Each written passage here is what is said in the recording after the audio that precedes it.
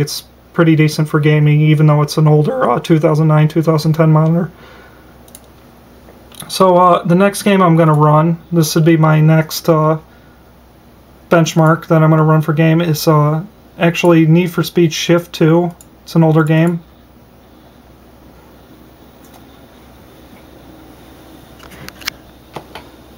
So I'm going to go on the options. I think I got VSync enabled. I don't have Max Payne 3 installed because I ended up uninstalling it.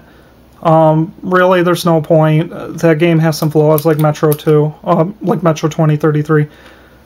In Max Payne 3, sometimes you'll have drop-offs, and you can't max it out with all the settings because there's something wrong with the VRAM where it will say on the screen like it's using over 2 GB of VRAM, but it's not in the game. It's just like a fake setting. I would say highest settings, I think I was getting like 40 frames per second average. And if you just have like normal, very high settings without the AA settings, you'll always get 60 to 80 frames per second. So those AA settings, something's wrong with that game.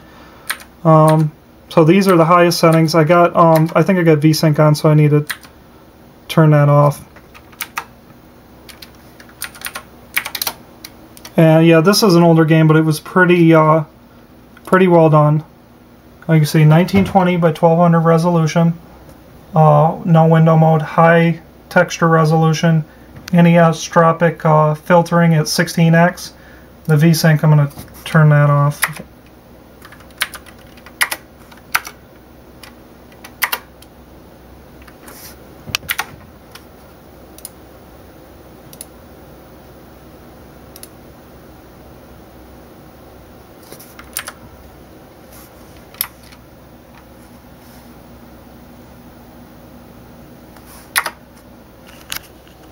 Hold on for a second, I'm just trying to save this. For some reason it's not saving it.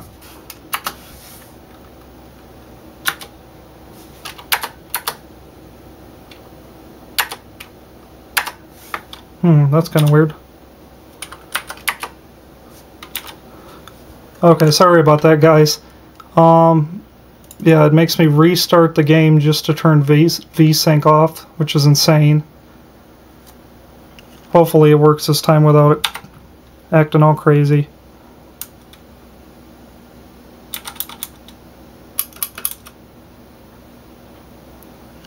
Gotta love EA, they won't let me skip the intros on their games.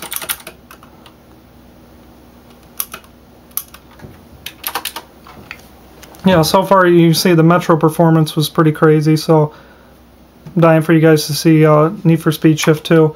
I remember playing this game on my old 5870s in Crossfire, and there was no Crossfire support. So what that means is that only one video card, only one GPU would work. So pretty much, as you can see, VSync's off. Remember, it showed 60 frames per second before. Same settings, the highest.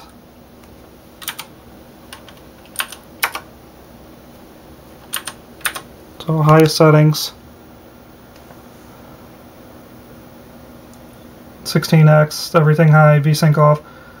So then I'm just going to go on a race. Sorry, it's really, really hard to play.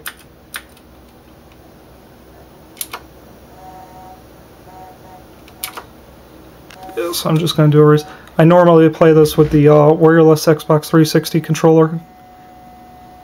And I play like Dirt 2 and Dirt 3. And it plays all those games, no problem, max setting. Those games aren't demanding as this. I feel like Need for Speed Shift is more demanding. You can see 120 frames per second.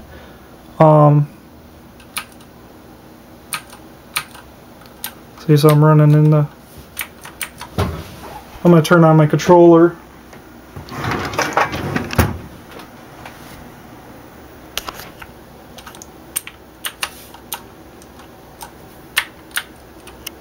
Oh, okay, here we go. I had to use the arrow keys.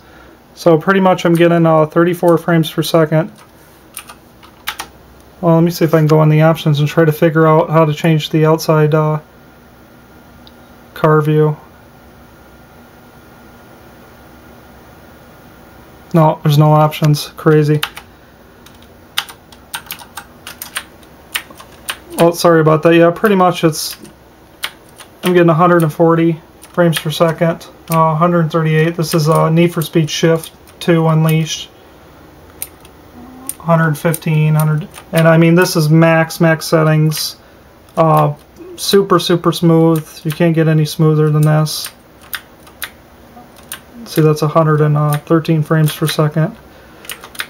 Yeah, I know this is an older game, but it's a good demanding game to test with the graphics and everything. It's not DirectX 11, which I wish it was, because there's really not that many DirectX 11 racing games. The only one that I've seen was some of the Codemaster series games, like F1 2011, 2012, and Dirt 2 and Dirt 3. Those are all DirectX 11 games. So we're just going to quit this. You can see the performance, it kills this game.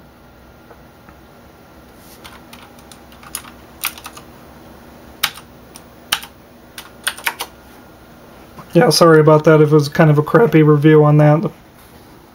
I blame the game, not me.